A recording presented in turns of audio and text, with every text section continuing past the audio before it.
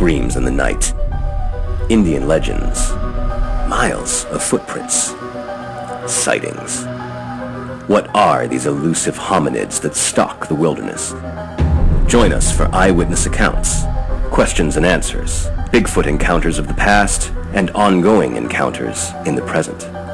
Your host, two-time witness, field researcher for 43 years, William Jevning. Welcome to the mystery.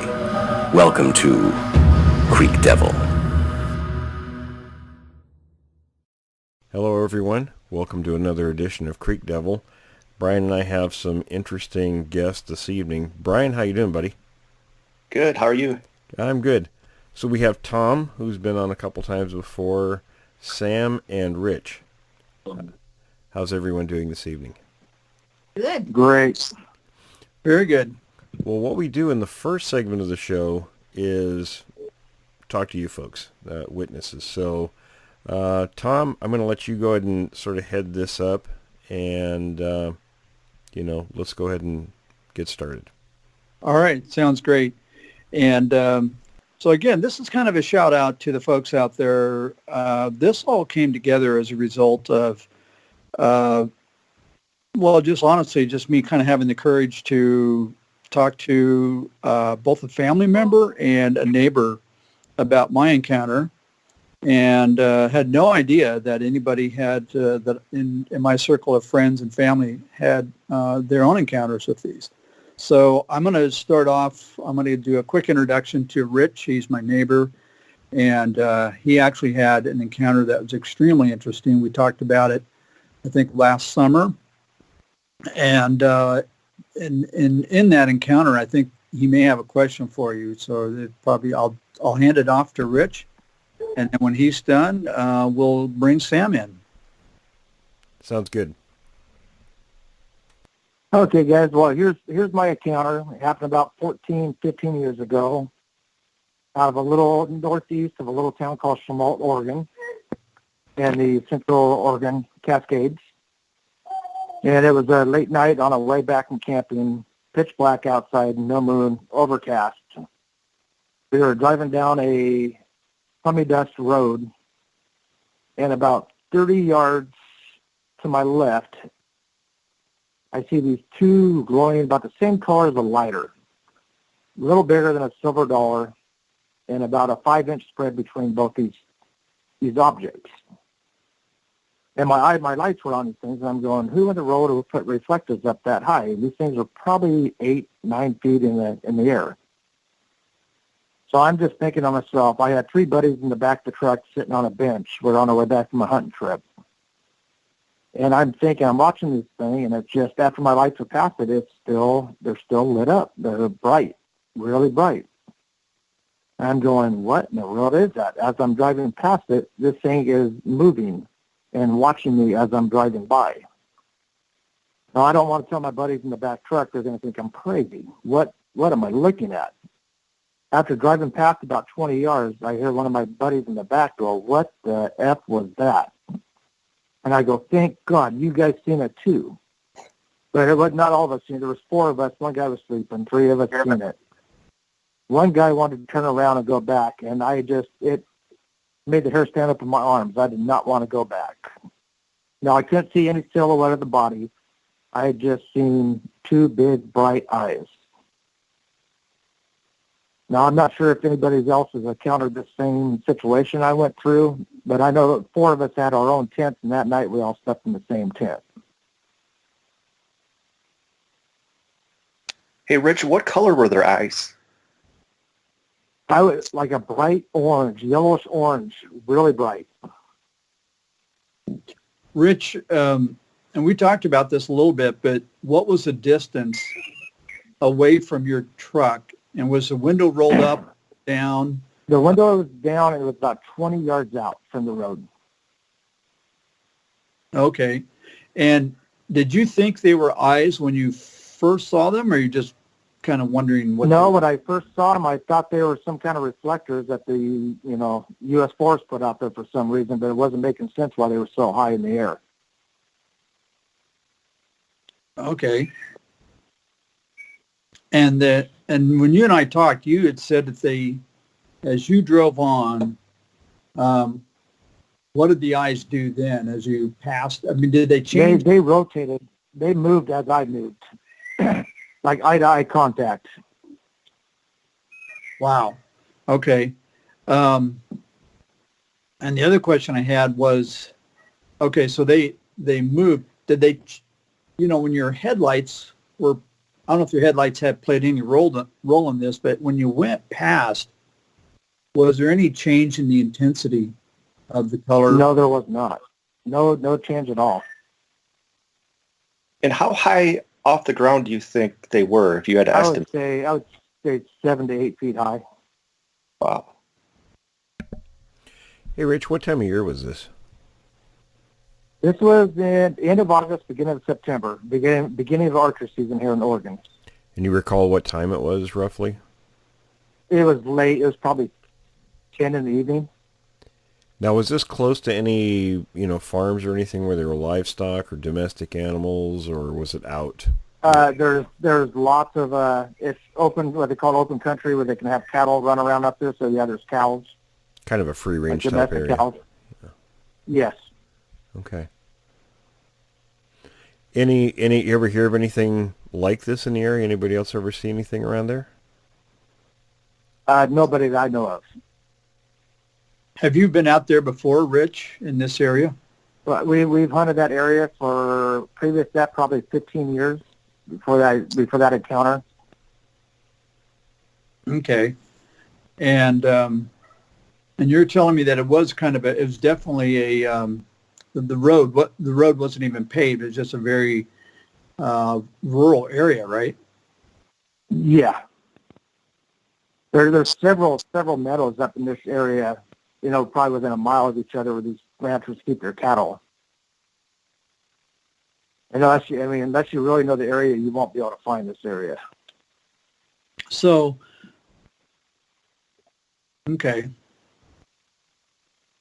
And what kind of struck me was, it's a little bit different, but Will, you remember a couple ago, Milo, I think it was talking about did he say he saw like an eye shine reflecting off the fire, the campfire? He did, yeah. We were all kind of huddled around the fire with our backs to it, watching out because these things were around our camp that night. And he turned to talk to me. When he turned back, this thing was standing behind the tent, up and over, kind of glaring at him. And we had the fire built pretty high, so there was a lot of light. And the eye shine was kind of a reddish color, he said. Now, Rich, what happened after this? Were there any instances that night? We just kept driving. Matter of fact, I actually sped up a little bit. I was probably doing about 15 miles an hour at that time. And the guys in the back said they could see the eyes until we got far enough away that they kind of dissipated. Wow. And that's after the headlights were awesome. So one of the things that I'm wondering is, if you're driving along the road and if somebody had stuck even like a sign or something like that with reflectors on it, you're going to know that just your intuition or whatever, your gut feeling is going to be, I would think that I would know the difference between reflectors. What I'm wondering, I guess here's the question. Was there something distinctive about those eyes that made you think animal or something alive as opposed to just reflectors? We didn't think of any animal, and we knew it wasn't reflective because, like I said, there was no light shining on it anymore. And as we were driving off, they were still there. And as I said, as we drove by, they pivoted towards us, like watching us drive by. Yeah, that's kind of the key element. When there's movement and it's not a fixed object like reflectors on a post. Now, Rich, did you get any other details besides the eyes? Did you perhaps see the face or any features of the body at all? Nothing like that. Like I said, it was dark. It was really dark. No moon out that night. And you're in the Cascades with lots of trees. But we did go back that next day, and because I knew the general area we were at. They're all little baby repot trees with about 100 yards out with a bunch of big growth. So it was like almost like a clearing. And, we looked around for different signs, and there was nothing out there, no reflectors, no signs, no posts, nothing out there. Now, before this, were you and your friends believers in Bigfoot at all? Or what did you know about the subject? Well, everybody knows a little bit about Bigfoot. It's almost sight unseen. You got to see something to believe something. And that night, we still can't say what we've seen because we don't know. But we know it wasn't normal.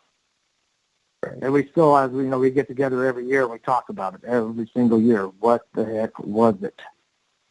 Now, besides an animal, most normal, your bear, your cougar, your elk or deer, their eyes aren't that color, and usually your headlights have to be on them. Of the group of people that you were with, did you all see it, or just a couple of you? Three out of four of us seen it. Wow. One guy was asleep. Gotcha. This was a question I wish, and I think last episode you guys had somebody on it. I think his name was John, who was the anthropologist. Right. Yeah, John's an anthropologist. I wonder if it'd be possible to maybe, at some point, maybe shoot an email or something and just see if he had he wasn't there, but just maybe get an opinion if he's ever heard of anything that might explain. Yeah, absolutely. I'll send him the audio from this show. Awesome. Okay. Hey, Rich, I've been near that area, but not right there. And not that it really matters, but I'm just curious, is that like ponderosa, or do you know what are the main type of... Yeah, lots of ponderosa. Lots of ponderosas. Okay. A little piney, okay. Well, I looked at it on Google Earth, and I don't know if this has anything to do with anything, but there's two things that were near, sort of in the vicinity, not right there, but sort of in the area. And I just found it interesting. One is there's a volcano there, an old butte named Skookum Butte. And then down at the base of that, there's a creek called Skookum Creek. I just wonder why they named it that. Anyway. Hard to say. Yeah. Well, sometimes natives use that term sort of like, let's just say Skookum Meadow might have meant large meadow. But it could be these things also. Yeah, so in other words, Skookum has, depending on the context, it may have different meanings. Exactly. Okay. Yeah, Rich, that type of encounter is actually the most reported by far than any other type of sighting, yeah. Yeah, Will, on that note, too, I was going to ask you later, but in your other interview that you sent me from a couple of years ago, that was one of the questions that they had is what is the most common sighting? It's either right off the road or crossing the road. Right. I think John Green's statistics showed it was something like 70+% of encounters were on or near a road. Right. So that brings up a question, interesting question, and that is, obviously, they're pretty intelligent. They're not stupid, and they know when there's a truck, especially at nighttime, they see the headlights, long before somebody sees them. I'm just curious why they would be not bashful to be seen. They got to know that they're being seen. I don't know if there's an answer to that, but you don't care. Well, it kind of depends on their disposition, and also you'd have to know, have some kind of information about the group that's in that area, if there's any past experiences with them and what the behaviors were like. Was it out there maybe deflecting attention from the rest of the group? Okay, and that's something that I've heard a lot, is that when you see one, it's a display or something like you're deflecting attention. Yeah, there's almost always more around than just the one. Yeah, and Will, it's funny that interviewer from before, from a couple of years ago, he kind of implied, or he maybe theorized that they do this. They hang around roads almost as a game, or they cross because they can see cars coming. So if they wanted to cross the road, not in Rich's case, but if they wanted to cross the road, why not wait until the car passes? But they almost deliberately do it before the car is coming. And the interviewer kind of implied that this was kind of a game that they play, kind of a way of, tricks us or taunting us. Or... I don't think it's so much that. I think it's more, of course, first of all, the reason they're seen, there's a couple reasons that they're seen most often on or near a road. Number one, that's our access way through a lot of these areas. So obviously that's the place you're going to see them more often than anywhere else. Another reason is roads and other throughways through forests are kind of a man-made game trail for wild animals. Wild animals are going to follow the path of least resistance. So, that's where they're going to be. That's where the game is. So, but when they come out and show themselves, it's a display for, like I said, I think it's mostly, an act as a distraction from where the other members of the group are. Right. Do you think that would also apply to a situation where you can't see them, but they're making like a whistling sound, something like that? Well, usually if you can't see them and they're making noises, that's between members of a group for whatever reason, whatever it is they're doing. Okay. And that could be very well be about the human presence, probably hunting behavior, but it could be, some kind of signaling as a warning or what have you. Okay, interesting. Was the kind of the encounter I had, I think, a year and a half, 2 years ago, was about 20 yards away, and that was when I first contacted you. It just made this loud, one sharp whistle, and there's no other sound in the forest. It was very interesting. Yeah, and we hear that a lot, and they're certainly going to know we're present long before, or if we ever know they're around. Yeah, that's a little unnerving. It is. Their territory. I mean, Will, are there other animals out there that could make, not necessarily whistle, but make a sound that resembles what we would call whistling? That could be mistaken sometimes for sound? Actually, I've watched marmots whistle. But a Sasquatch is going to be different. It's going to be very loud, and you kind of have to be in an area where, and marmots don't see well, so if you're standing still, they'll come out of their holes and they do these things. You'll see them. We saw them up in the Olympic Mountains when you're doing that, but the Sasquatch, it's a whole different setting. Again, you have to know the context of what's going on in the location. Right. Well, was that everything, Rich, or? Yeah, that's pretty much the story. And it's like I said, it's something we've been talking for the last 15 years. Every time we get together, still figuring out what in the world that was. Well, it's very interesting. Yeah, but Tom, didn't you say that Rich had a question for Will before, or? Well, I think, yeah. Well, the question was, yeah, definitely. I don't want to put words in your mouth, Rich, but I think it had to do with. No, go ahead. How does this happen? Why do the eyes shine like that? And so I think that's the one. Oh. Well, the coloration really depends on the light source. Now, red is not one of the most common ones. Actually, I've seen eye shine a number of times, and typically it's kind of an amber color, but it depends on the light source. I see. Yeah, because these are like almost a bright orange, like a fire, like a lighter, Sure. like orange, yellow, bright. I mean, they stood out like a sore thumb. It just, you couldn't miss it. I need to bring somebody on who is pretty conversant with that particular topic, so we can kind of, get some of those questions answered. But that's usually the case. It's the light source that causes the different coloration. And the reason they stay lit up after it was amazing. It was a really amazing thing to see. Yeah, we need to ask John about that because I don't really have an answer for that. Yeah, it is peculiar, and I just wondered if it had to do with like they're extremely efficient. And you're talking to, the guy who knows the least about this stuff, so I'll just, I have no idea. Yeah, I think we should ask our anthropologist and get his input.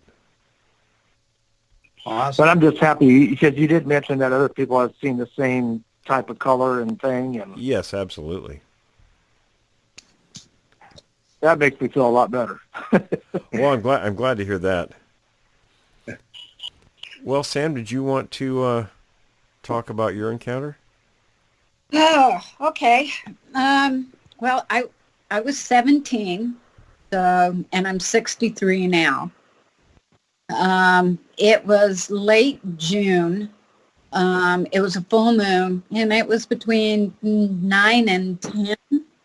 And there were 4 of us, my boyfriend, myself, and our 2 friends. And we lived in Salmon, Idaho, and I don't know if you all are familiar with small towns, but there's not a lot to do, and you can only drive up and down Main Street so many times before you get totally bored. So this night we decided we were going to go up to the summit of 12 Mile. So we take off and we go up there, and we get to the top and we turn around, and we are on the mountain side of the road facing back down the mountain. So we're on the opposite side of the direction that we should have been going. And I'm sitting behind the driver, and he and I are both looking at my boyfriend who's on the outside of the car. I mean, we're all in the car, but he's on the right side of the car. And I see movement coming out of the wood, and this thing standing upright had to be 8 feet tall, easy. He gets to the side of the road and stopped, looked at us as we're looking at him, and he got down on all fours, crawled across the road, and when he got behind the car, he actually got down lower. Now, the windows are down on the car, and that's when I started smelling the smell that was, skunk doesn't even come close to it. If you took a dirty sock and put it in a cooler and left it there for a year and opened that cooler, it might smell as bad, but then it got past the end of the car, and instead of standing up and going up the mountain, it kind of spider walked, like its arms were outstretched and its legs were kind of outstretched, and it was like crawling, kind of like Spider-Man up the mountain. My friend looked at me, and I looked at him. I said, "What the hell was that?"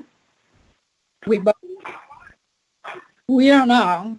He turns around, turns the car on, and we took off. Nobody else in the car saw it but him and I. And neither one of the other people in the car besides Bruce and I could smell it. It's like you guys had to have been absolutely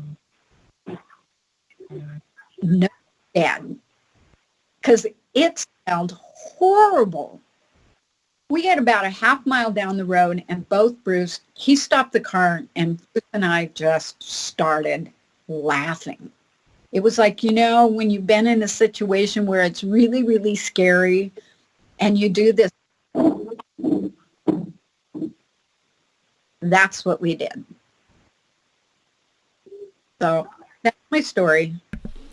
It's interesting about the way it moved. It instantly, took me to a situation with another witness. She's actually from Northern California, but at the time she lived in New Mexico. And her daughter watched one of these things cross the highway in front of their car, and it moved just the way you described it. That's amazing. It was almost like he didn't want us to see him. And his shoulders were above the back of the car, and he got down low enough. He had to bend his belly when he got behind the car. And it wasn't that big of a car. It was a Mach 1 Mustang, so it wasn't a big car. And it stuck with me all these years. I mean, I can smell it. I can see it as clear as if it was happening right now. That's incredible. Sam, did you get a look at the face at all? Yes. What did it resemble? More of a man or an ape, would you say? Well, the face was hairy, but there were there was a nose, definite nose. Like, I would say that it looked more humanoid than it did gorilla. I mean, to me, it didn't look human, like it was somebody in a ghillie suit. Right. But it definitely was more humanistic than not. And what time of day? Was this at day or night? It was at night, but it was a full moon. Okay, so you did get a good look, though. So you couldn't possibly mistake it for anything else. Away from me. Mm-hmm. I saw it up close and personal. I mean, I could have reached out and touched it. Wow. He was so cool. Did you ever have any other encounters? No. Oh, that was it? Okay. Did you ever hear anybody talk about it in that area? I haven't heard anybody talk about it. And the group that I was with, my boyfriend and I broke up because of it. Oh, wow. He said there's no way that we saw what we saw. It wasn't a bear. I've been out in the woods my entire life. I've come up close and personal with bear before. This was not a grizzly bear. This was not a brown bear. This was not a black bear. This was a Bigfoot. And, the other guy that saw it with me, we talked about it once, and he said, I never talk about this again. It shook him up totally. And I've been a believer all my life. I mean, especially after I saw the newscast when they showed the Patterson-Gimli photos on the news. Mm-hmm. Around my living room, see, Dad, see, I told you. Well, very interesting accounts. Yeah, Sam, I was going to ask, in terms of color, was it all black, or was it maybe an orangish, like a brown color? It was a dark brown. Mm-hmm. It was. It wasn't like caramel, but darker. It wasn't like a grizzly coat brown. It was darker than. Mm-hmm. And it was massive. Well, did Rich or Sam, do you have any questions for me or Brian, or? No, I'm just, you answered a lot. I'm happy that other people witnessed the same thing that I've seen with the eyes. Kind of puts me at ease. Well, you're not alone, that's for sure. Of wondering for so long. Yeah, you're definitely not alone. Yeah, well, I was going to say what Rich is talking about seems to be very common it seems to be kind of an outlet or a release or a relief to tell your story and realize that you're not alone. And I think that's a problem a lot of witnesses have, is they think that, number one, either people are going to make fun of them or that no one else has experienced what they have, making it something too incredible for people to believe. And that's not the case. Exactly. Well said. Yeah, go ahead, first, Sam. I've never worried about what people thought about me. I tell my tale, and if they believe me, they believe me, and if they don't, well, that's their loss. I know what I saw, and I would give my eyes to be able to see it again. I think more people should have that outlook. Shouldn't care about what people think. You know what you saw. You saw it, they didn't, so why does their opinion matter? Exactly.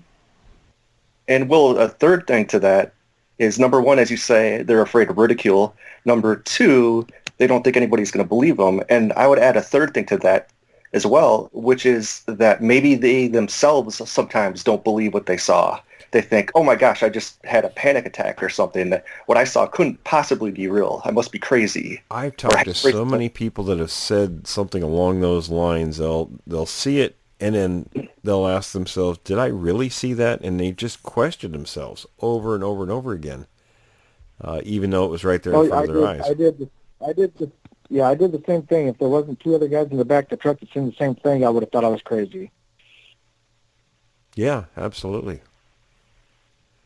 Well, listen, folks, if there's nothing else, we'll wrap this segment up. I really appreciate Tom and Sam and Rich, you guys coming on and telling your accounts. I think it's very important for people to talk about the things that they've seen and experienced. It really helps other people. Cool. Thanks. Well, glad to be on. Well, folks, we're going to take just a little break and stand by for the second segment of the show. Folks, again, I really appreciate you coming on. Thank you.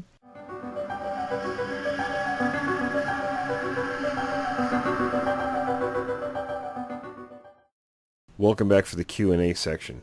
Brian, what kind of questions do we have this week we can start on? Well, just some current event news. I don't know if anybody saw Jeopardy yesterday, but there was actually a question on there. Nobody got it right, but it was, can anybody name the species of orangutan that was discovered in Indonesia in 2017? Nobody got the correct answer, but it was the Tapanuli orangutan. Have you ever heard of that before? I haven't. I'm not really up on orangutan, so. But the interesting thing, though, is that this was 2017, so this is just 2 years ago, which goes to show that new species, and in this case new primates, are being discovered all the time. Absolutely. Yeah. And in the case of these things, they estimate there's only like 800 of them, I think, so they're endangered, but it's kind of cool that they have a new discovery like that. It is, and I do know that orangutans are definitely endangered. They have and something John talked about. They're much more specialized than other primates, and that's a big consideration. I was thinking about that earlier today, because you and I had talked about that on a previous show before we had John on, and I remember talking about that exact thing. For a species to be successful, it has to be a generalist, it has to be very generalized, and the more generalized they are, the more successful, because they can survive and adapt very well in pretty much any environment, which the Sasquatch seems to be very successful pretty much anywhere they are. Right, and I know that it's come up before with comparisons that the orangutan is most closely what people describe. When people have Bigfoot sightings, the orangutan seems to be the one that they most commonly will compare it to in terms of appearance and so forth. Is that what you've come across too in your research? It is. I know anthropologists years ago, the ones who did like Napier and people like that, they actually put these things more closely related to gibbons.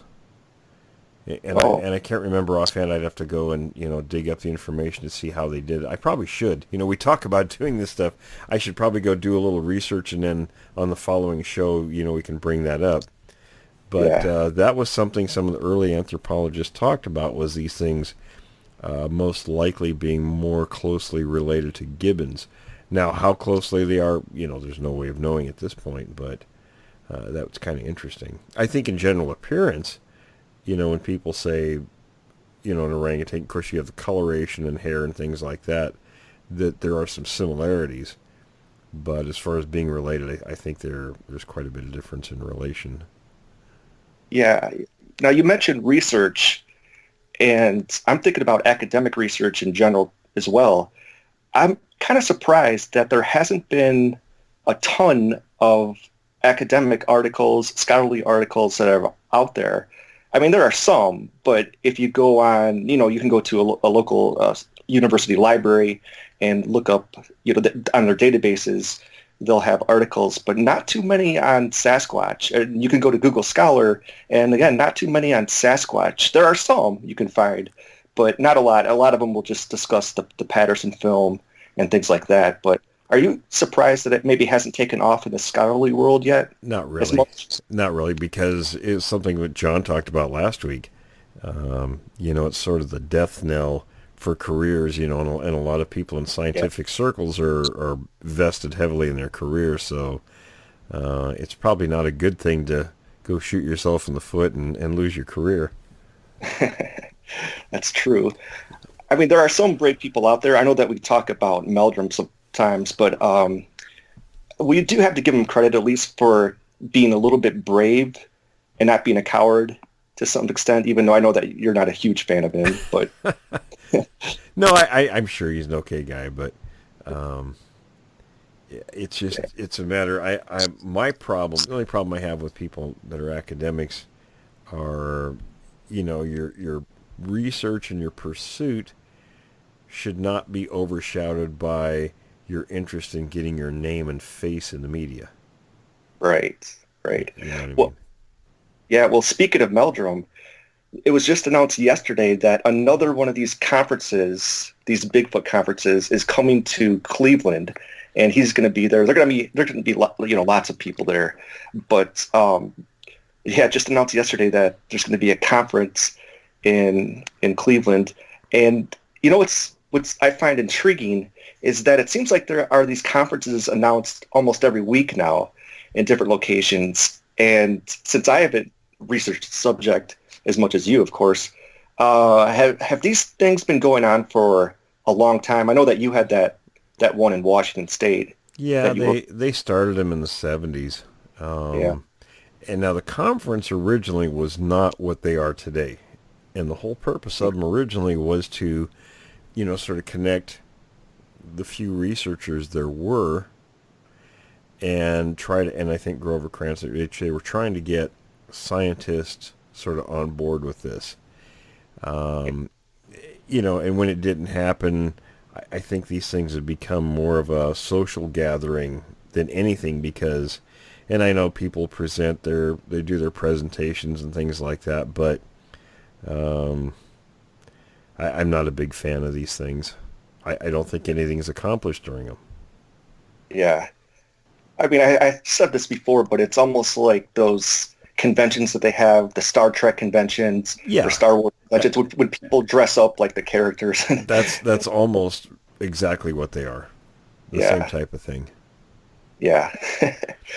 And also, speaking of Ohio as well, there is going to be a documentary series this Friday.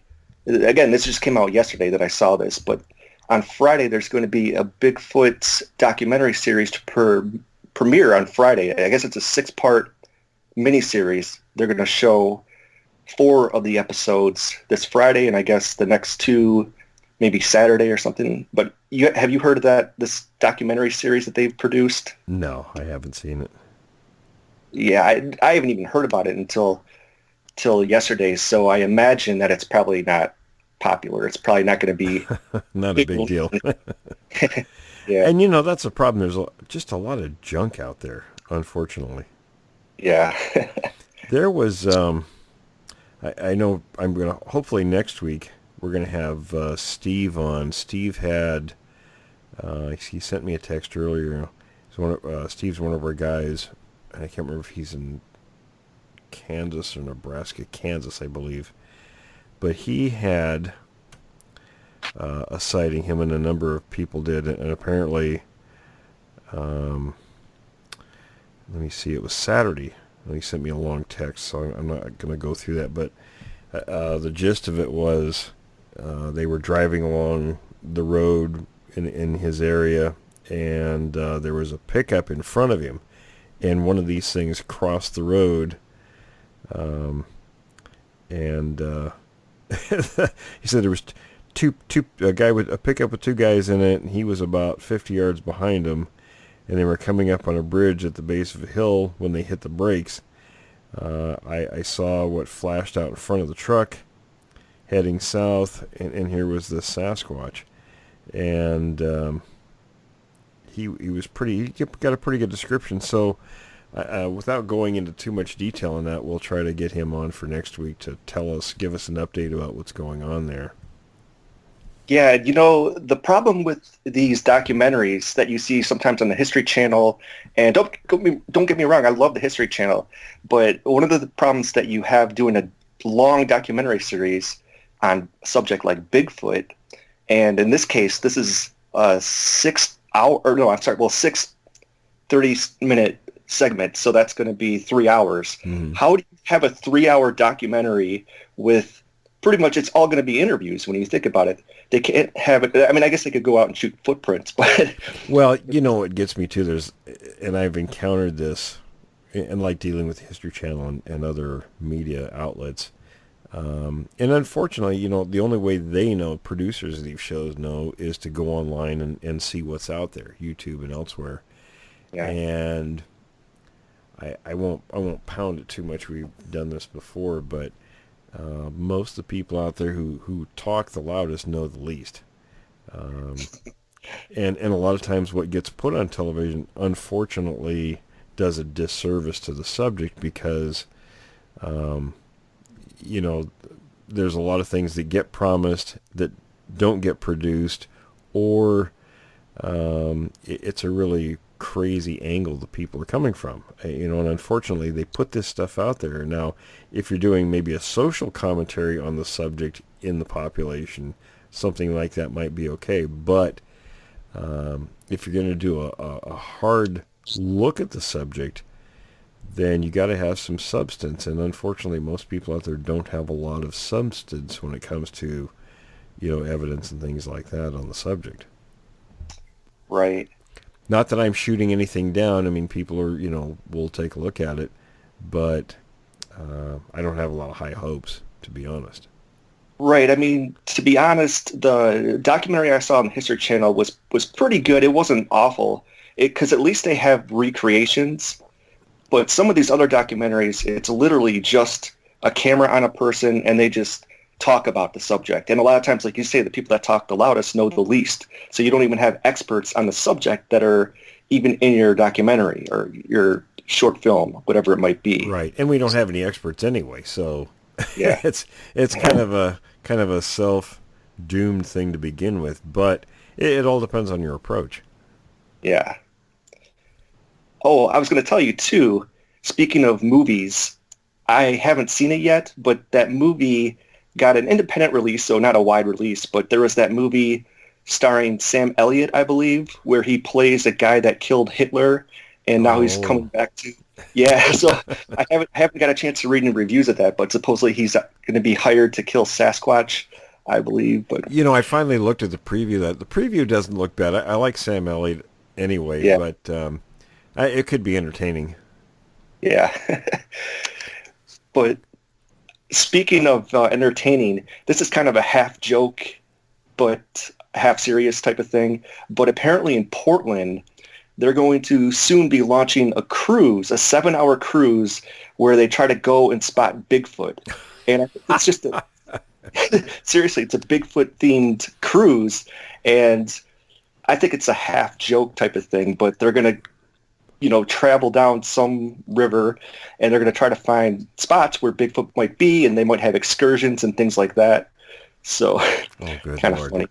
I should have yeah. asked Sam and Rich and Tom, because they're from Oregon, right?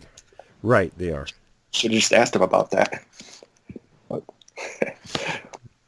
We used to talk about doing stuff like that many years ago, and I don't know if any of those ideas get floated around that we came up with. I've seen things that my friend Jack and I came up with back in the late 80s that were copied, ideas took from us. And that's why I don't say a lot about projects anymore, because, I'd like to have the opportunity to produce my project and before somebody takes it and does it from under me. Yeah, exactly. So anyways, we have a good question from Vicky. And, this is something I never thought of, and I doubt that you thought of as well. Maybe you did. But she asks, since Bigfoot is known to be very curious and to peek into windows, and, sometimes we think that they're maybe looking at children and looking at prey, perhaps, but they're very curious. Now, do you think that if they ever looked into a room where there was a mirror and they saw their own reflection, what would they make of it? Would they think that there's another Sasquatch in there, or would they get agitated? Would they know that it's them? Well, I guess it goes to the question of, is there self-recognition in the species? And that's something that's unknown. Right. And we don't have any examples of them, exhibiting any behavior in that kind of a context. Right. It is an intriguing question when you think about it, though, because they obviously know each other. They look around and they can see other members of their group Sure. and everything, but they've never seen themselves, probably, that we know of. So it would be really kind of a shock to them when they see themselves for the first time, probably. Well, as long as it doesn't give them an underwear changing moment. Yeah. Yeah. Like if you ever put a big mirror outside, it'll look at it and go charge at it and kill itself, right? And she also asks that we've talked before about a potential fifth type of Sasquatch. Which subspecies is it most like of the first four? And okay, well, start with that. What would you say to that? That's a good question, because Mr. Black really hasn't elaborated on that yet. We talk occasionally about different aspects of the subject, and there's a lot of this information that he wants to meet in person, and we're planning on doing that hopefully this summer, where he's going to tell me all this information, everything that he knows. Now, he says he doesn't know everything because a lot of this stuff was compartmentalized, but he was privy to a great deal of it, so hopefully I'll be able to elaborate a lot more. I know I will on the different types, because that's one of the main things he wanted to give me the information on. Now, how much risk do you think that he's putting himself in by doing that? Quite a lot, because he said that of course he can never divulge who he is, and I do know who he is, and I won't, because we've become pretty good friends. This particular Mr. Black, because there are several. Mm-hmm. I actually know two of them pretty well. Some of the others, I get sporadic contact. It kind of depends on what goes on before, that they'll hear either us talking or other people talking, and then they'll contact me. But it could be, once every 6 months, once every couple of years, things like that. It's not regular contact with those people, but there are a couple of them that I'm in very regular contact with, and but the risk to him, and he explained all the different things that it would affect his life, if they knew he was talking, are fairly substantial. So I would never want to put another person into that kind of a situation. It's just not right. Yeah, now I'm going to ask you a question that I didn't write down, but I doubt you want to get into this right now. You and I know the answer as to why there might be a cover-up, but you don't want to get into that on this episode. I don't. I'll just say that it's not a cover-up. Yeah. I mean, people think that. people think, well, because they don't talk about something, it's a cover-up, and that's not the case. Right. But I don't want to go into it. At least not on this episode. Well, no, and it goes back to, everybody thinks they have the right to know everything, and there's some things that we shouldn't have the right to know. Right. And I'll give you an example. I mean, you obviously don't want to give everybody the plans to building nuclear weapons, for obvious reasons. Exactly. But there are other things in life that, have just as dire an impact. And Yes. this is one of those subjects. So, I'll just leave it at that. But there are some things that people really shouldn't know and probably don't want to know. Yes, an example of that would be the famous case in the 1970s with, well, two famous cases, but one of them was where exactly what you said, where Progressive magazine printed instructions on how to make a bomb, and a lot of people said that they shouldn't have done that because it's just giving people who shouldn't know things knowledge that they should know. And there's information like that out there, and I know the government watches for things like that. If somebody has tried to purchase something online or where have you. They have their sources of, intelligence of knowing, people searching for certain types of information. It's just not a good thing because if you're going to do something that's going to go out and hurt a bunch of people, well, then that's knowledge they shouldn't have, that shouldn't be accessible. I know there's a lot of things I learned in the Army from my particular job that I would never teach anybody how to do because they could take that stuff out and hurt a lot of people, and that's just not right. Exactly. Speaking of the military, another famous example was the Pentagon Papers, where the New York Times, the Washington Post, they were publishing these articles that were military documents, and they probably shouldn't have because they gave away military secrets and things like that. Yeah, there's people that put stuff out for all kinds of reasons without really thinking through the ramifications of that stuff going out. So, yeah. But there's a lot of things I know that I don't want to talk about with, regard to these things in the government. Yeah, we can just say that it's not an X-Files type conspiracy theory or anything like that. Correct. Yeah, it's nothing like that. It's more boring than that. True, it is, yes. Yeah.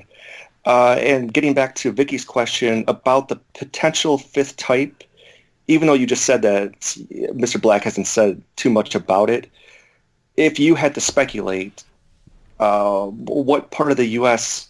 are the potential fifth types most often found in? Well, I'll give you an example of one, and I think, Mr. Black and I talked about this.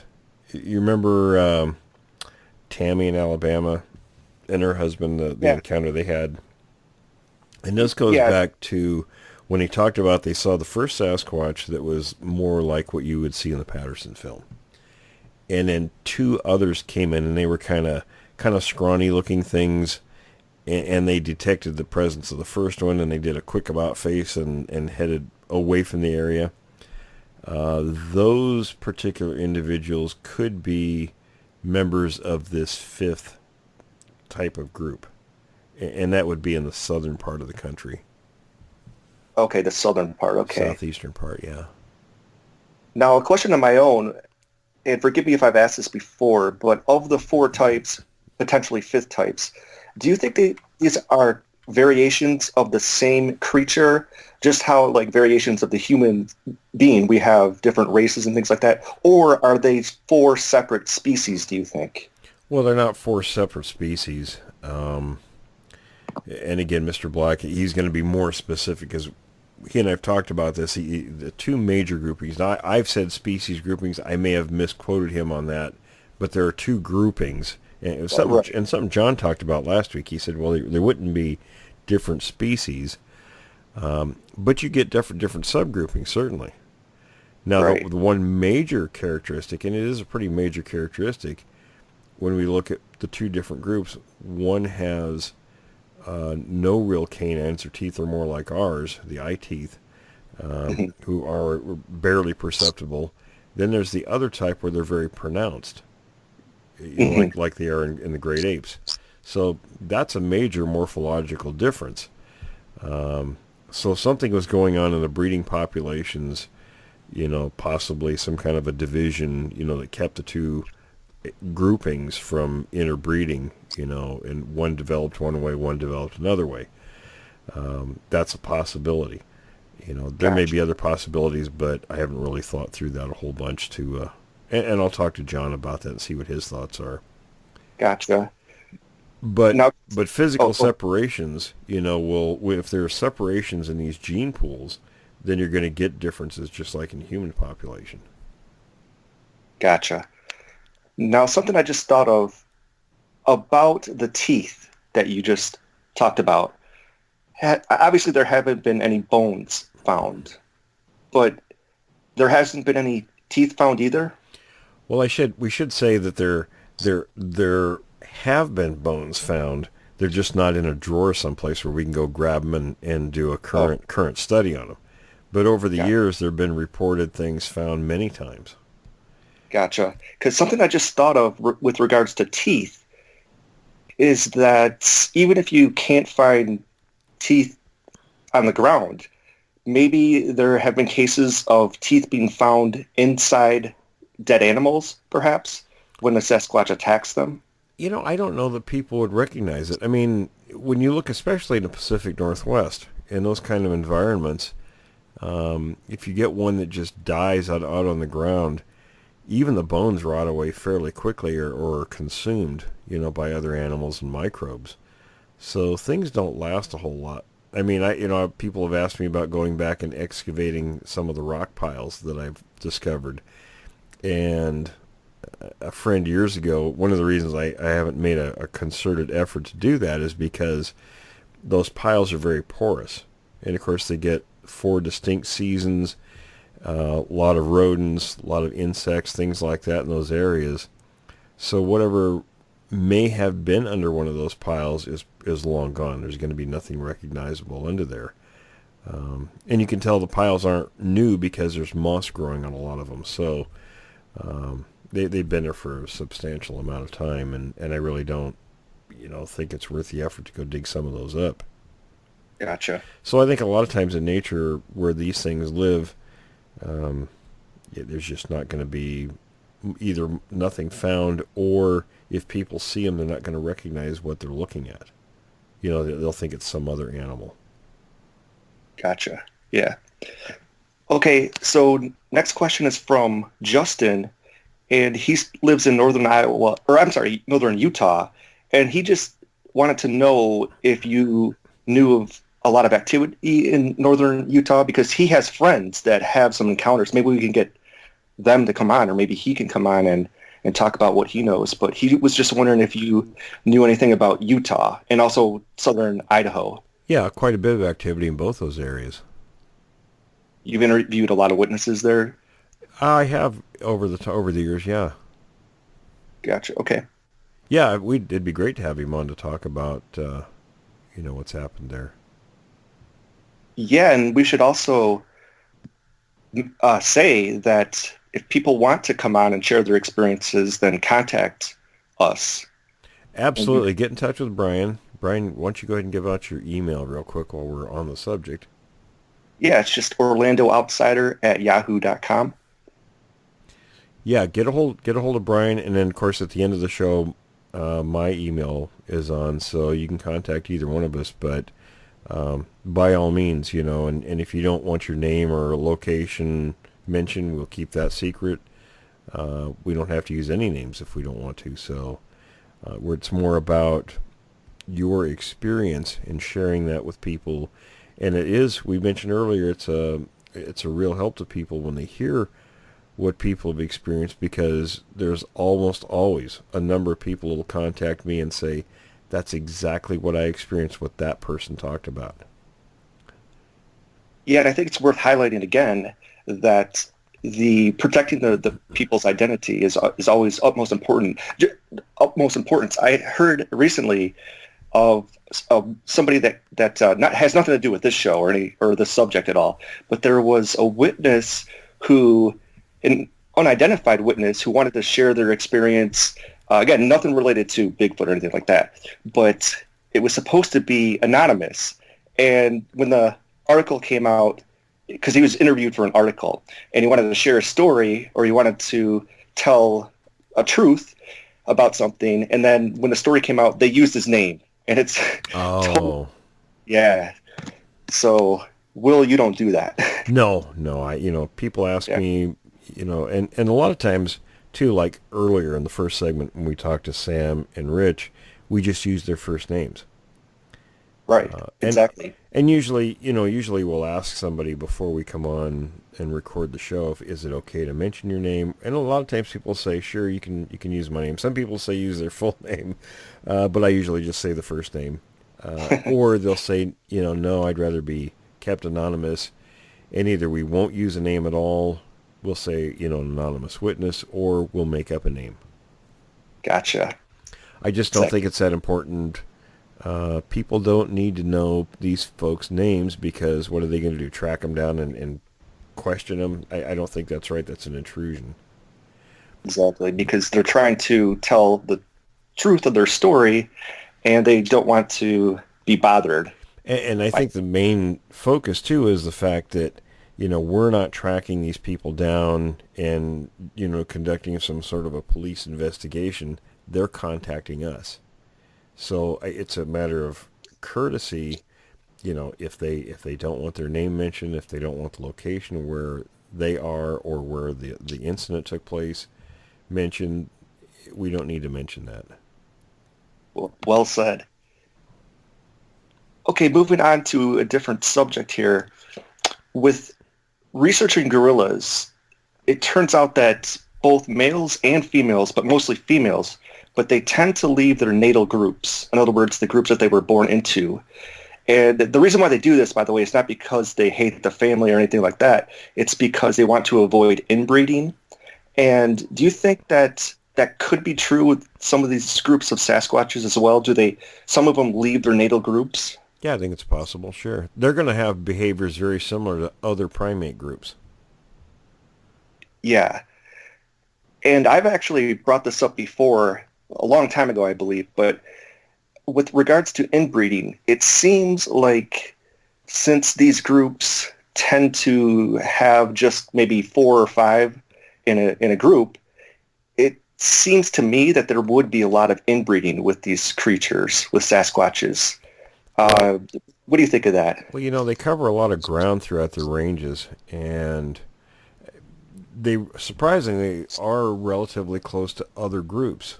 The ranges overlap, so I wouldn't suspect there'd be a lot of inbreeding, but because they do have contact with other groupings, and the groups will sometimes bond together for a time, and that could be for breeding, could be for a number of purposes. Yeah, that's a good segue into this next question, because usually with gorillas, they live in troops, which usually consists of one adult male, the dominant silverback male, multiple adult females, and their offspring. However, that being said, there are cases that they found of multiple troops living together, as many as, I think, 20 or 30 individuals. Right. Could that be true with Sasquatches as well? It could be. The main difference is when the groups bond together, because each group has its own alpha, and they do have a ranking in an area. In other words, one group's alpha is going to have maybe a little higher ranking, be more dominant than another one. So when they do bond together for a time, it's usually a relatively short amount of time. The different groupings, and I was privy to some information where the largest group seen had around 35 individuals, so you were talking probably half a dozen groups.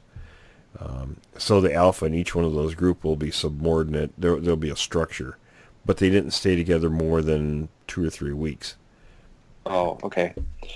Because as I was writing this question, I was thinking about, and this is a long time since you've talked about it, but wasn't there a case where 2 police officers were driving down a road and they came across like a dozen of these creatures? And isn't it the guy where the guy urinated himself? It wasn't, well, the one in, oh, okay, I know what you're talking about. Yeah, this was TW, our Southwest Yeah. Regional Director, and now he's a police officer, and his buddy was a deputy sheriff in the county, and this was happened after the incident with a 15-year-old boy that went flying over the handlebars when the thing grabbed his bike. So they went out to the location where this took place, where the kid had his incident, and he was texting me live when this was going on, telling me what he was doing and getting some advice. And as the situation unfolded, they were both in a cruiser, and I don't know if they were in the county or the city's cruiser. They were in one of the police cruisers, but they were shining the spotlight out. There was a cotton field on one side, and I think he said a pecan orchard on the other side of the road. So they shined light out across the cotton field, and he said they counted 8 sets of eyes. And Wow. And the Alpha apparently was not more than 5 or 6 feet behind the cruiser, and it roared. And that's when the kind of all hell broke loose, and I told him to get out of there and, get the poor deputy get him a change of clothes, and, that's a literal underwear changing moment, because this poor man, urinated all over himself. I mean, and if you're that close, I've heard these things scream out in the wild, extremely loud.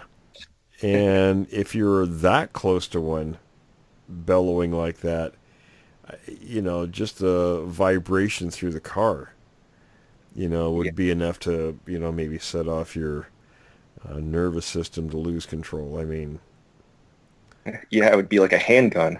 right. Yeah.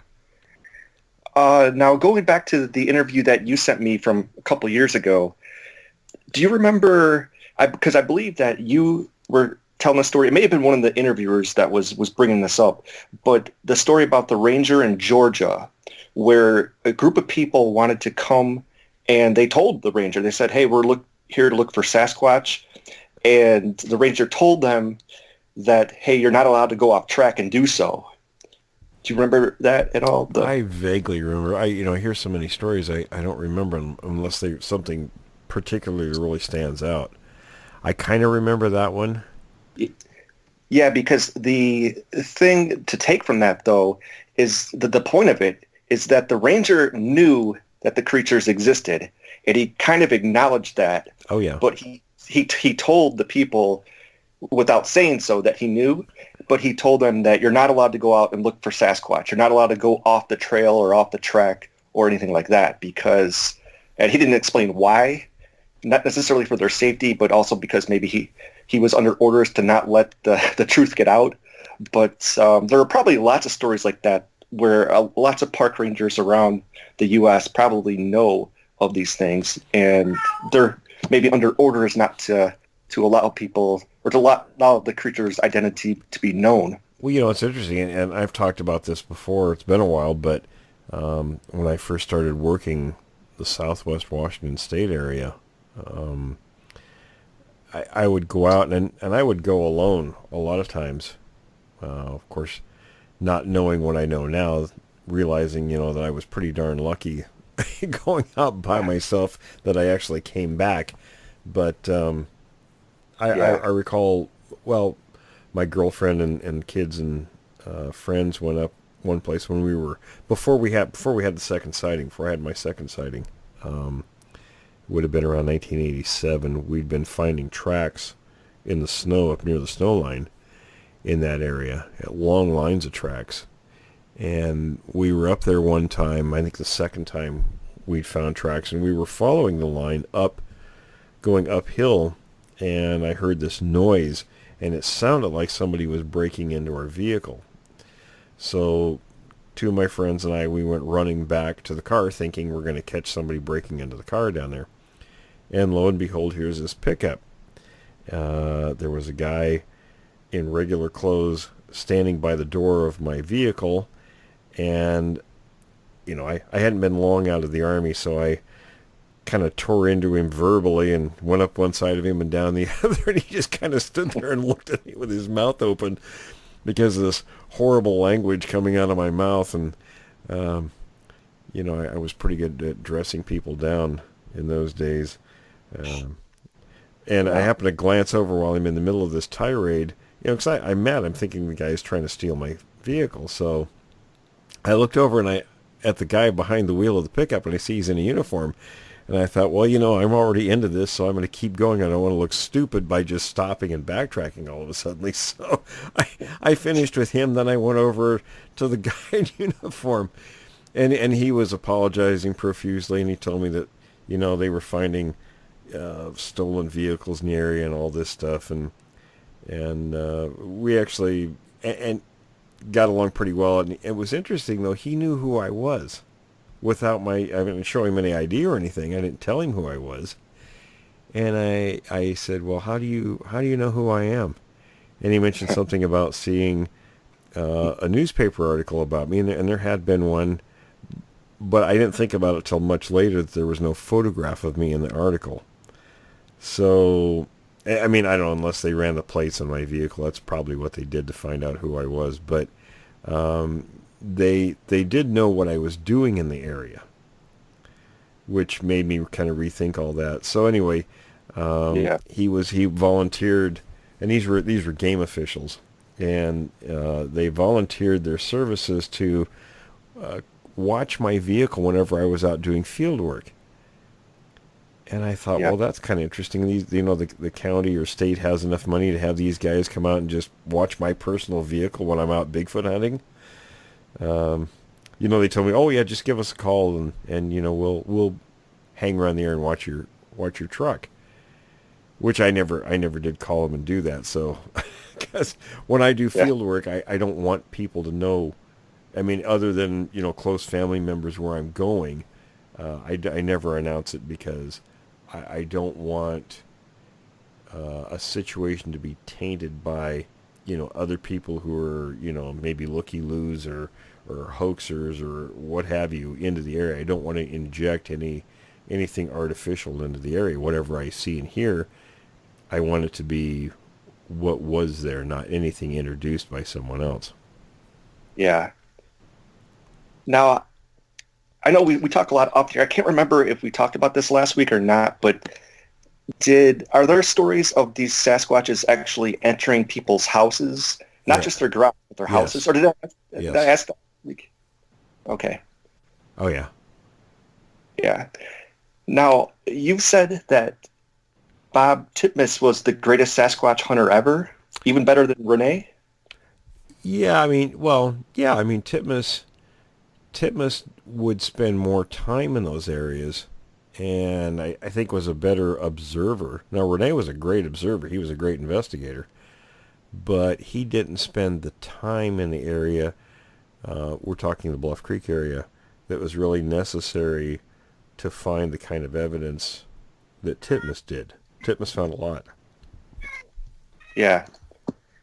Now, if this thing were discovered tomorrow, how do you think that this would change the world, and how much media attention would it get? Well, I think for a while it would get a huge amount of media attention because, and there'd be a lot of egg on people's faces who, you know, sort of laughed the subject off. But I think there would be a rush, at least for a while. It wouldn't be perpetual, but it would be for a while, because it's kind of a sensational subject. You know, to find out there's this giant primate, you know, in the wilds of North America, I think does grab people's attention, and I think actually proving it would be huge. I don't know how long, you know, maybe for a year or two, but and then of course it would, you know, people get bored, they go on to different things, but and you can only speculate all the different things it would affect. It would affect a lot of things. I guess on a personal question, how would it affect you? Would you still go out and research, or would it, and not just you, but I mean a lot of the experts out there, or would they just say, oh, well, now it's over, we don't have to do it anymore, we know it's true? Well, the scientific community would take it, and amateurs would be kind of pushed aside. Yeah, but you would still go out there and research footprints and so forth, or? Well, if I was the one to prove it was real, well, I guess either way, I'd probably just retire. I mean, if I were the one to, prove the things were real, I would help the scientific community for a time, to get them up to speed where they needed to be to do what I had done. And then I would, I'd retire and go on to bigger and better things. Yeah, but I think that even if somebody else were to find it, you could still help the community, probably make a lot of money by doing so. You could still help the scientific community and so forth. So, well, if they thought what I had to say was, relevant to their needs, yeah. If not, I'd just quit doing it. Well, here's a question that I just thought of, but I think it's relevant to this discussion. If this thing is to be found, do you think it would be found by a quote-unquote expert or a group of scientists, or would it be kind of a thing where it's somebody from the general public that wasn't trying to find it, it just so happened that they came across it? I think that would be the most likely because, like I said, unless it's, our group, because we sort of have a lot of this inside information, and there are some things I'm not going to talk about that we're planning that could make this happen, but I think if it were going just the course it is going, then it would be somebody probably outside of the quote-unquote Bigfoot community, somebody who just stumbled on something. Yeah. Do you think that there are going to be a lot of shows like Finding Bigfoot? I know that that's not the best example of a quality show, but I mean, do you think that there is going to be more shows like that, more movies like that are out there? I mean, we just talked about the movie with Sam Elliott and things like that. I don't think so, at least for a while. There's kind of a lack of imagination in Hollywood, because they're doing, have you noticed all the remakes they're doing of things?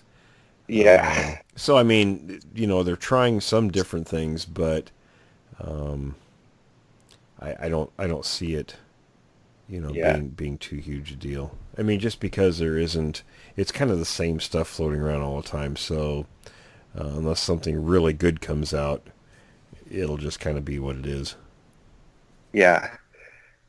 Like you said, everything is either a sequel or a remake or a comic book movie, it seems like.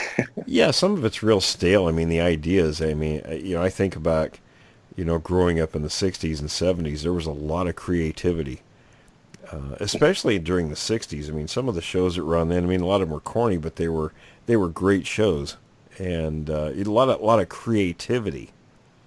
Yeah. Where today it's kind of like, well, we're sort of stuck with all these reality shows, which are kind of a waste of time. Yeah. And beyond that, there really isn't a whole lot. Yeah. And I guess I just have maybe one or two more things. I guess we kind of talked about this with Rich earlier tonight, but in terms of the witnesses that you encounter, I think a lot of witnesses are like Rich was, which is, thank God that I had a chance to express this and that there are more people out there that saw this, and it's kind of a sense of relief. When you talk to witnesses, is that the predominant reaction that you get, or are there other witnesses out there that are more sort of gung-ho or maybe pissed off, like, I can't believe this happened to me, I'm more determined than ever to go out there and try to find this thing? It's almost always fear. Fear. I actually have had a number of people contact me this week that I've called and talked with, and they're not people who were willing to talk, in recordings about their experiences, but it was a great sense of relief to get it off their chest. We've got a few people that actually wanted to join the Jevning Research Group, which I'm happy. I'm always looking for people to join us and work with local teams or build a local team.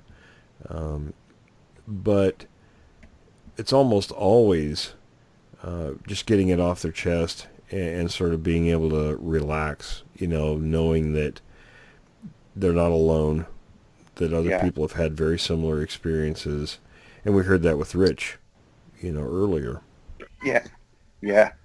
So that's a good segue, I guess, to the last two things, which is just to reiterate, if anybody wants to come on, that has an experience, they certainly can. I know that some people might be reluctant to come on, but it can be sort of a way to relieve the fear that you had, or your experience, a way to kind of release the fear that you had, just like Rich said. So that's number one. And on that note too, Will, how many witnesses that you talk to are reluctant to come on the air and just want to tell you? I mean, either way, it's a good thing. But how many people that you talk to are reluctant to come on the air and tell their story? I'd say it's probably 50%. 50-50? Yeah, kind of 50-50. Some will think about it a long while, and then maybe they'll come back and say they will, or they'll come back and say they won't. And one thing to mention too is that doing a show like this, we're not live. People think we're doing a live show. We're not. We record. You and I record midweek, and then I post it usually on the weekend. So if you're hesitant about doing a podcast or a radio show, don't be nervous. It's just a phone call, and it's a conversation with Brian and I, and it's pretty a simple thing to do. Actually, it's very, very laid back. There's no pressure, so it's not a big deal. So if you want to come on and talk to us, by all means, you're more than welcome to come and talk to us. Yeah, because I was going to say that Dave contacted me and said that he's had 2 interactions and would like to be interviewed. So, Dave, I actually emailed you, so hopefully you got that. But, we want to hear Dave's experiences. And also he says that his neighbor was killed in a logging accident last week in Jeremiah's area. Oh, that's right. That's right. Yeah. So definitely we want to get him on here to talk about that. Absolutely. So. Yeah, maybe we can do that for next week, and also, get our update from Kansas on here. Yeah. Bring Steve on. Yeah, for sure. But that's all I have tonight, so. Okay, well, great as always, Brian. And folks, we've tried something a little different this week with the show. We're kind of breaking the segments up a little bit. Adam, we had on the show before, he made the intro and outro for the show, and he works in entertainment, so he has access to people who actually made those pieces for us, and he took some of the music that we're going to put as bridges in between the segments. So, if you need to get up, take a short break between the segments of the show, that's kind of what that's for.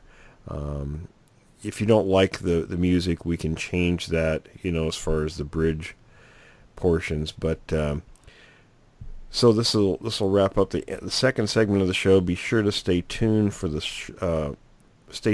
third segment, which is Jim Sower's narration. And this week we're going to have Frank Hanson's story. He's the Air Force captain who shot the Minnesota Iceman. So. Very interesting story. One of the things, I listened to Jim's narration and I'd forgotten, because it had been a while since I did the book and had looked through that information. And, when you deal with a subject with so much information, you don't focus on one piece for very long. You move constantly. And one of the things about the Minnesota Iceman that I'd actually kind of forgotten was... there were a lot of these speculations around, like the thing being found by Chinese fishermen, and you know what I mean? It sort of threw the whole thing up in the air because there were different stories floating around. Well, Frank Hanson, when he wrote the story for Argosy magazine, and I think it was 1969, it's in the narration, but he was the one that actually came up with those because he was afraid, and he consulted an attorney a couple of times about possible liability if these things were to prove to be Homo sapien. He was worried about being charged with murder. And so he concocted some of these stories to throw the authorities off. So it's an interesting piece. Stay tuned when Brian and I are finished and listen to that story. It's very fascinating. And just a reminder, too, to subscribe to the YouTube channel. Absolutely. Become a subscriber. It really helps us. Well, Brian, I think that'll do it for this week. Alrighty. All right, my friend. Well, listen, keep in touch and keep the questions going to Brian, everyone. And stay tuned for the third segment. And we will see everyone next week. Yeah.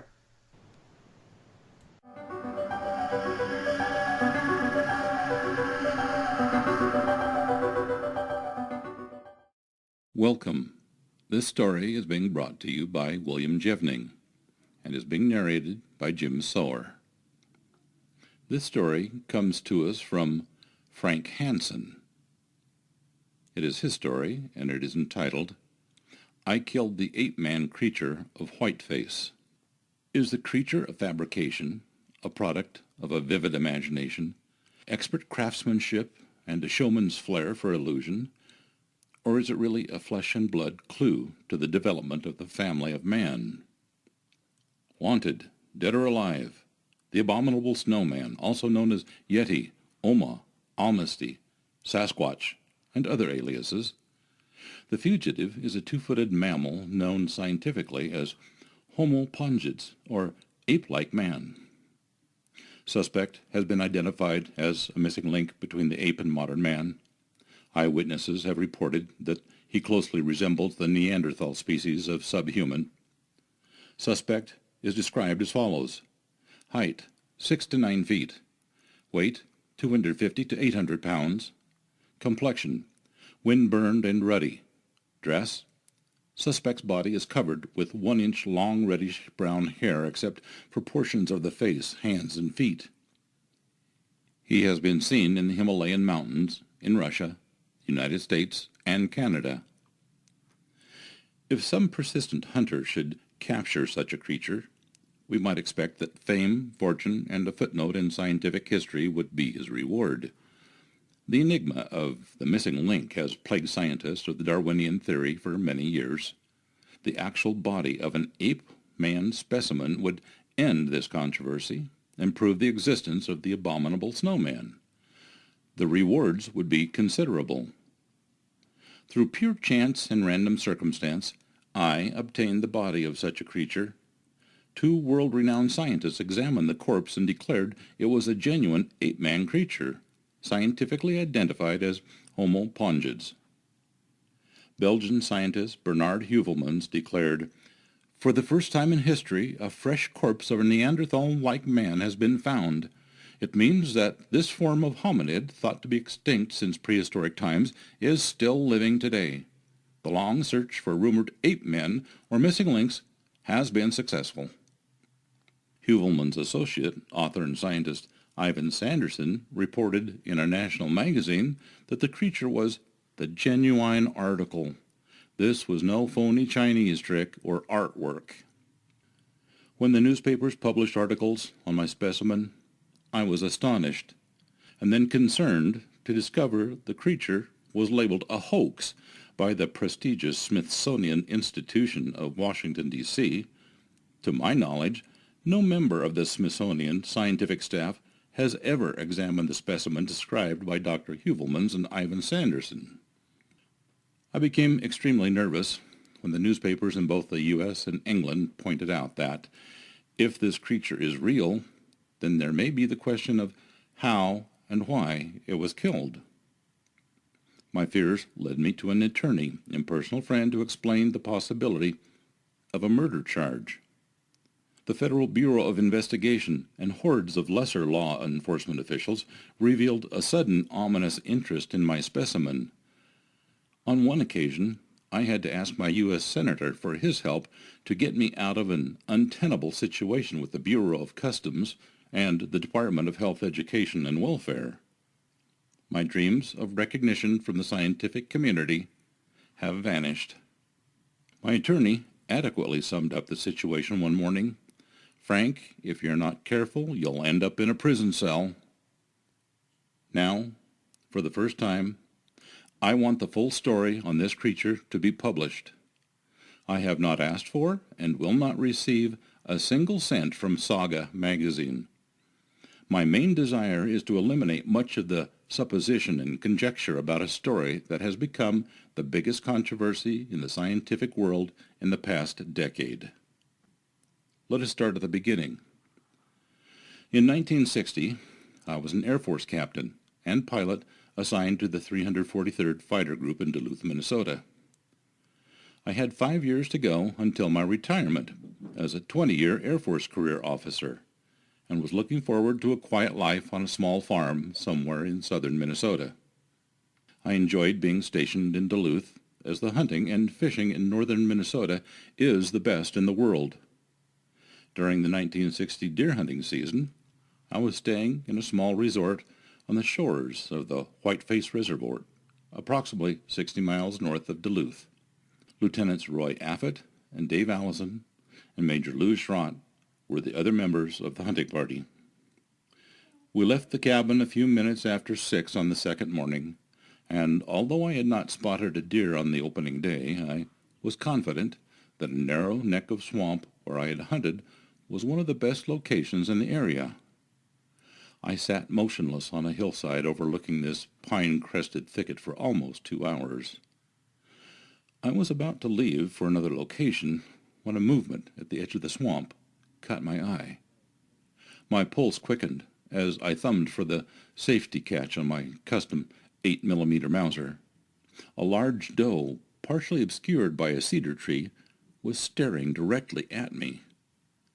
Suddenly, a shot echoed from the other side of the swamp. With one frightened leap, the doe dashed out of the thicket and headed straight towards me. I raised my gun into firing position just as she spotted me. Making 3 great leaps broadside, she scrambled back toward the swamp. I fired just as she reached the edge of the trees, and she fell, headlong, onto the ground. I bolted my rifle and tried to get off another shot, but she was up and out of sight into the heavy brush before I could take aim. I walked toward the thicket where I located large spots of blood on the frozen grass. I also discovered that the wounded doe had left a clear trail that led straight into the swamp. There was no snow on the ground, and my borrowed compass proved useless. It was against my better judgment, but I decided to follow the trail for a short distance into the swamp.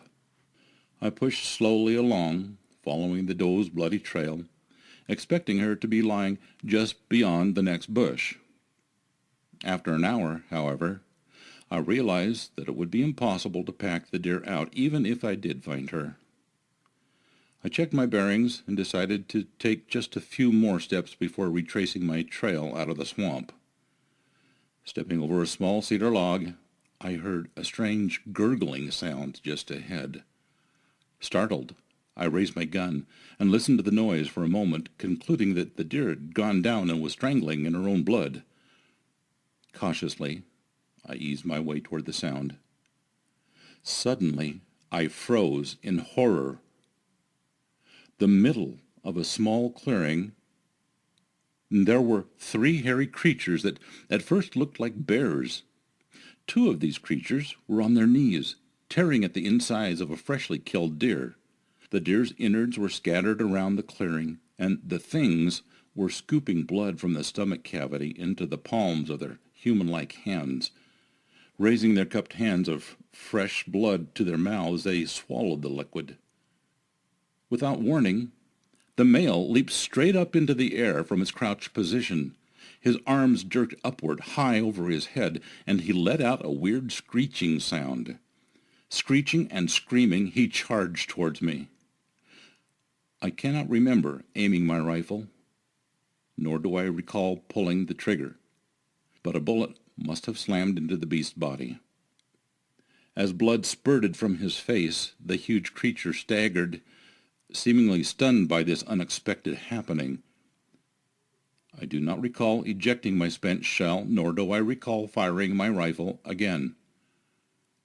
In many sweat-drenched nightmares, however, I have vividly envisioned the blood-covered face lying on the ground beside the mutilated deer. I have absolutely no recollection of ever seeing the other two creatures again. They seem to have vanished into thin air. Blind with fear, I started to run. I dashed over the swampy terrain, not knowing or caring in which direction I ran. My only thought was to get away from those horrible things. I stumbled, fell, picked myself up, and fell again. I thought they were right behind me. Finally, I fell onto the frozen marshland, completely exhausted, not caring if the creatures caught me. I lay there, waiting for the attack. I have no recollection of time, and perhaps my mind blanked out. When I regained composure, there was only the natural silence of the swampland. I wondered if I hadn't fallen asleep and dreamed the whole thing.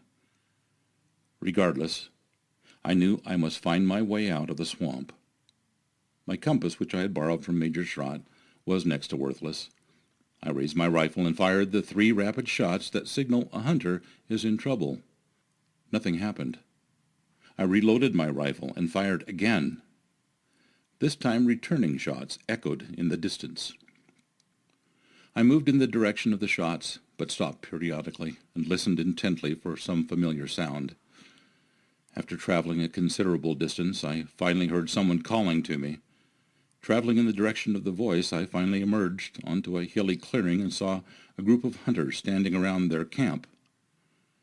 I approached, and, hiding my fright, explained that I had become lost from my hunting party that morning. 2 of the hunters seemed to know where our green pickup was parked and volunteered to drive me back in their automobile. It was past noon now when we arrived back at our parked truck. Lou and the boys were waiting. I threw the compass at Lou. "That compass isn't worth a cent," I complained. "Huh, you're the great white hunter who got lost," someone chuckled, chiding me for my lack of wood lore. On several occasions that day, I started to mention my harrowing experience to my companions. I wanted to confide in someone, but how could I? Military retirement was less than 5 years away. I might lose everything if this story got out. The night surgeon might even believe I was mentally unstable and unfit for flying duty. I could be forced out of the Air Force on a medical discharge. My mind reeled with the possibilities. If I returned to the swamp, what would it prove? Had I killed the creature? Was it an escaped gorilla? Or was it a man dressed up for some deer-hunting prank? Except for being completely hair-covered, the thing seemed to have every feature of a human being.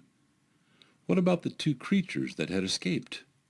Or had the whole thing been the product of my imagination? Everything was unreal and totally incomprehensible.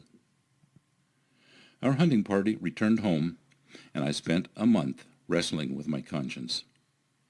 I had been troubled with migraine headaches several years previously, and now they returned with a pounding intensity.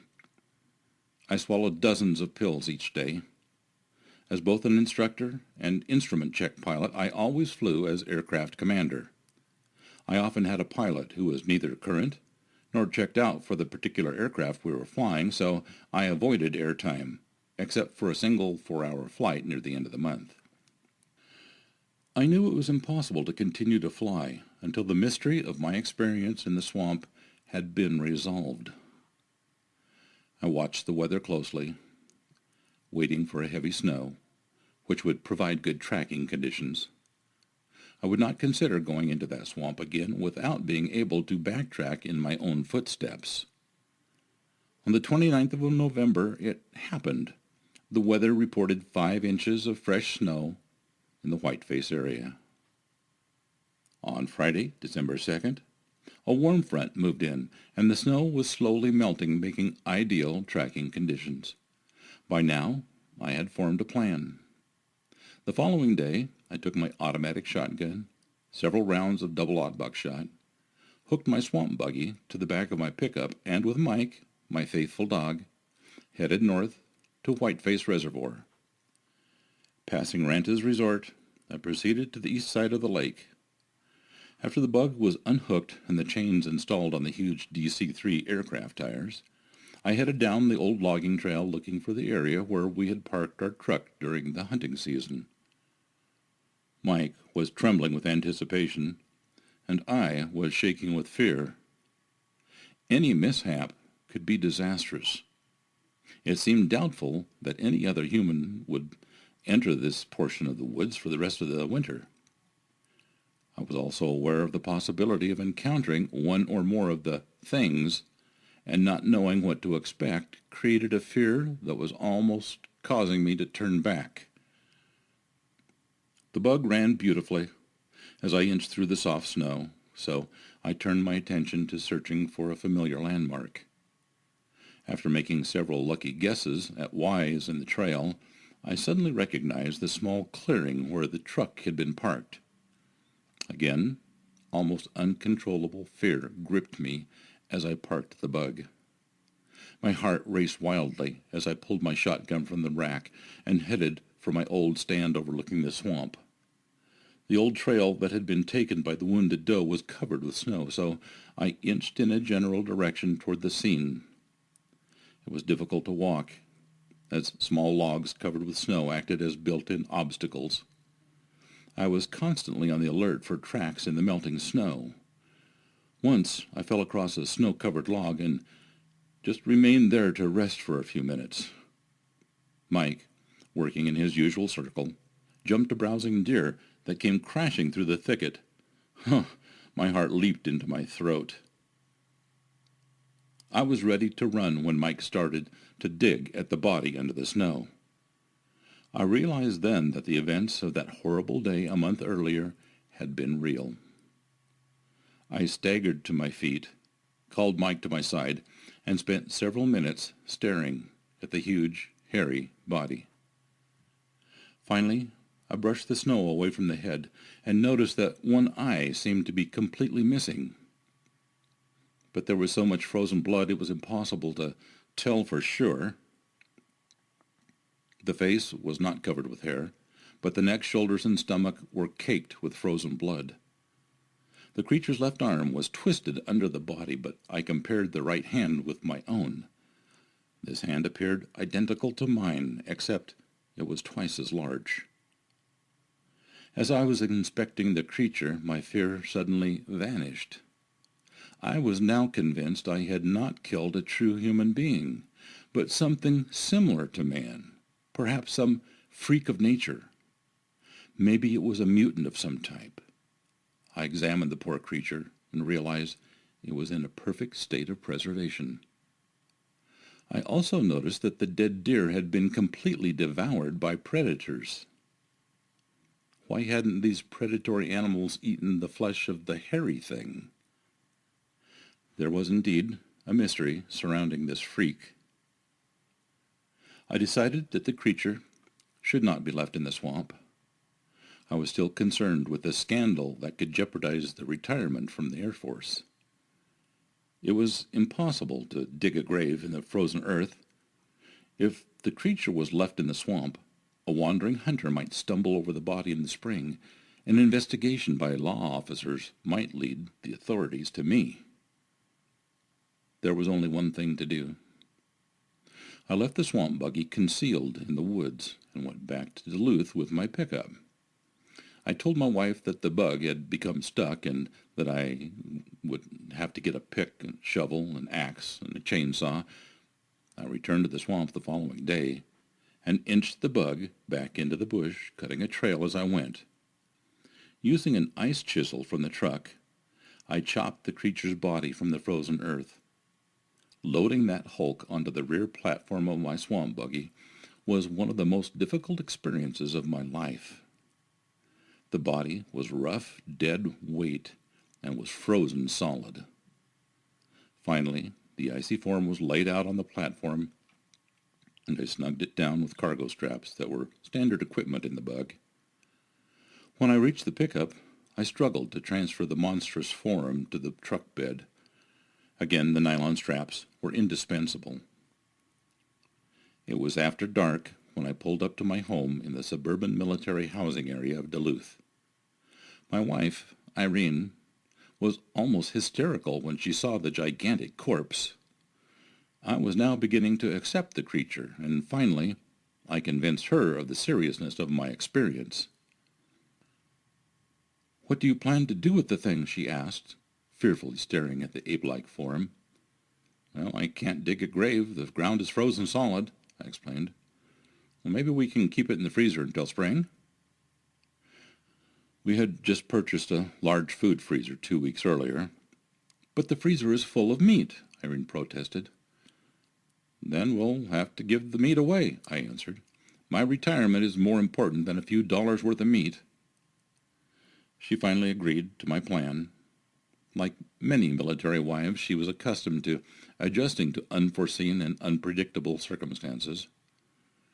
We put our 3 children to bed, waited until they were asleep, and then, with the use of straps, dragged the carcass of the creature into the basement. "We'd better keep the thing covered," Irene said, as she went upstairs for an old army blanket. "I'll keep the kids out of the basement and clean out the freezer." When I returned home after duty on Monday, I discovered my wife had cleaned out the freezer, as she had promised. However, she was almost hysterical over the thought of having that horrible thing in the basement. "I don't know what it is," she confided, "but it smells terrible and the odor is all over the house." Despite the stench, we entered the basement and bent the creature's arms and legs so that it would fit into the freezer. Either the body was still frozen or rigor mortis had set in. It was an extremely difficult task, and we both breathed easier when the creature was completely in and the top securely fastened. We washed our hands several times and placed our clothes in the washer to soak. Later that night, we opened the basement windows for a thorough airing.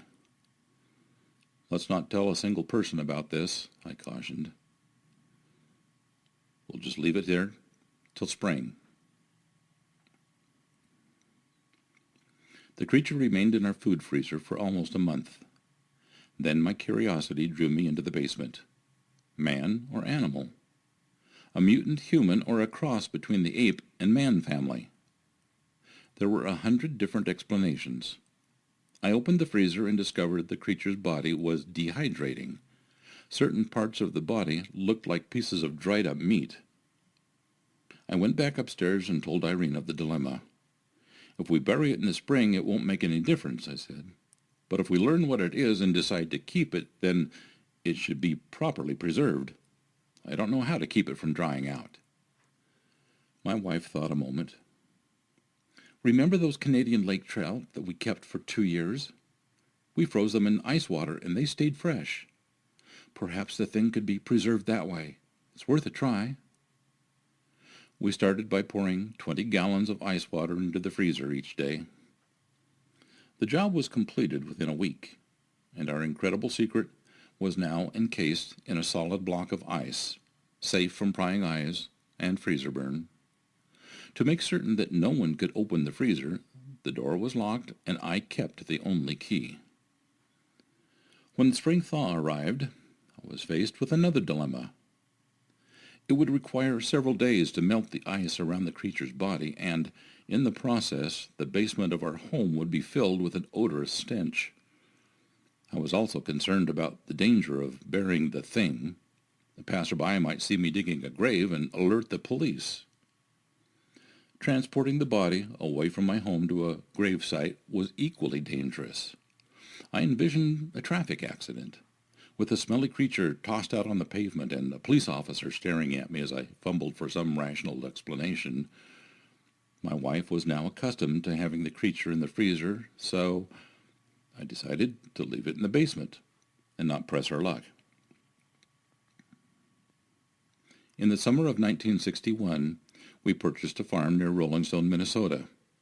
In preparation for my retirement, we agreed that the family would move to the farm at that time and I would commute on weekends.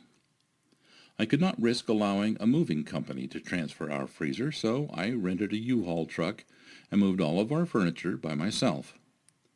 Friends helped skid the heavy meat-packed freezer out of the basement and into the truck. A couple of fellows asked why I didn't remove the meat first, but I explained that I wanted to keep it cold inside for the long trip to the farm. Besides, I couldn't seem to locate the key in all the confusion of moving. The trip from Duluth to Rolling Stone took 7 hours, and the top layer of ice had started to melt. Friends and relatives again assisted in unloading the furniture and skidding the heavy freezer into the basement. I breathed easier when it was safely situated in the utility room of our remote farmhouse. I could not get by until retirement without fear of exposure. I was concerned that the power failure might occur, so I purchased a standby generator to cope with such an emergency. It was also gratifying to know that it could now be buried at any time in our back 40 without fear of being seen. In November 1965, I retired from the Air Force after completing 20 years of active service. I joined my family at the farm and quickly became disillusioned with the inactivity of life. I now had plenty of opportunity to read, and for the first time became acquainted with the many stories and legends about the so-called Abominable Snowman. The more articles I read, the more certain I became that the thing in our freezer was a type of snowman. I now began to make discreet inquiries about the statute of limitations on murder and learned that there was no time limit in the state of Minnesota. Because of this, the decision was made to just sit tight with our specimens safely in the freezer for a while longer. In December 1966, I happened to meet a veteran showman who quickly recognized my boredom of civilian life and suggested that I become a full-time showman by exhibiting a rare old John Deere tractor that I had acquired and loaned to the Smithsonian Institution. It had been returned to me from Washington, and I was showing it on highly selective basis. Take your tractor on a full-time circuit of major fairs. You won't get rich, but you'll have fun and discover a whole new world out there, he said. Suddenly, a thought dawned on me. Hey, would some sort of a frozen hairy creature resembling a prehistoric man make a good attraction? The showman almost choked. Well, it's a great idea, but where would you ever get such a specimen like that? Perhaps I could get one made, I said, not being able to divulge my secret.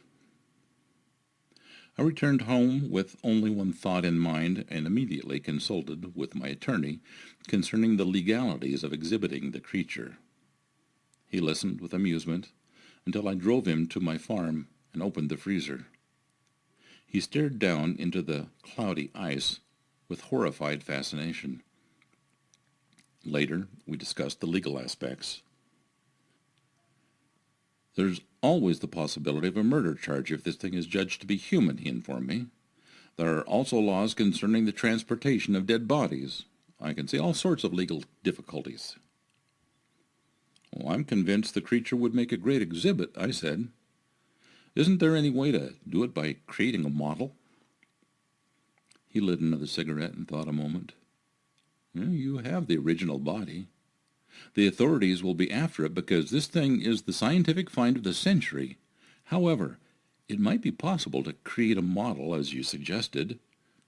Maintain a record of the model's construction, but show the real creature instead. If the officials pressure you, it's a small matter to produce photos of the model taken during different phases of fabrication. Better than that, I replied. I'll even exhibit the model for the first year so that it will be accepted by carnies as a bogus show.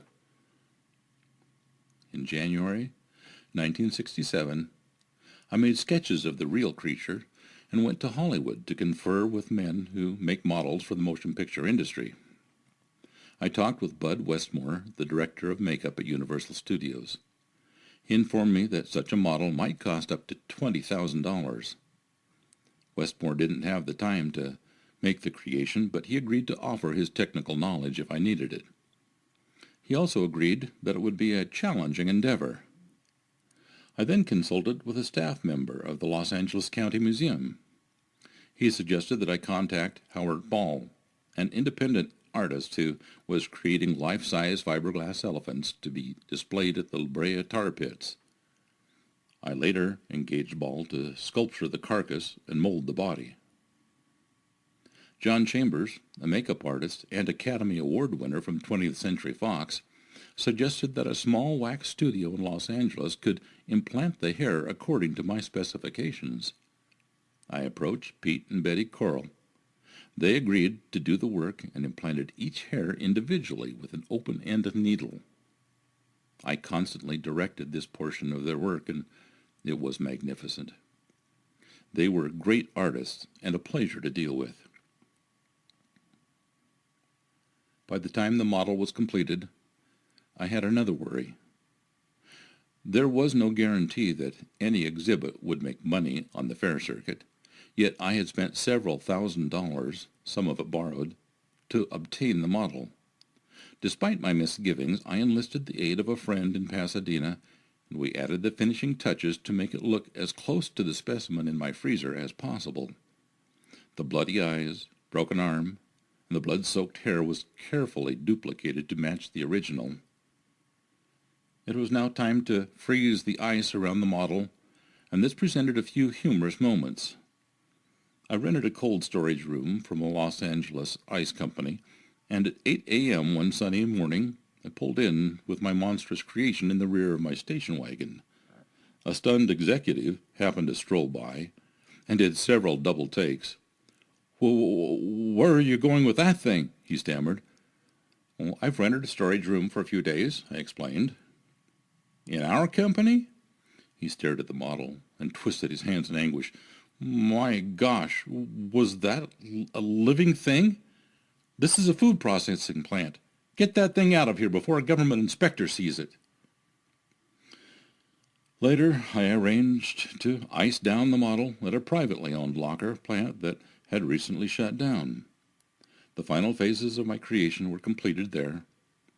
I placed the model in a refrigerated coffin designed especially for the exhibit. This was done with heavy straps and a rented forklift. The coffin was transported in a special show trailer to Los Banos, California, arriving just in time for its debut with the West Coast shows. On the 3rd of May, 1967, the exhibit was opened to the public for the first time as a "What is it?" type of show. "Where did it come from?" curious spectators inquired. "Well, it is claimed to have been found by some Chinese fishermen in the Bering Straits," was my stock reply.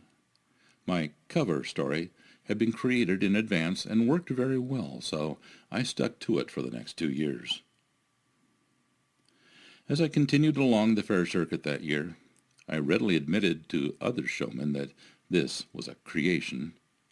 All agreed it was a compelling attraction, but the model contained too many imperfections to fool anyone with an expert knowledge of anatomy.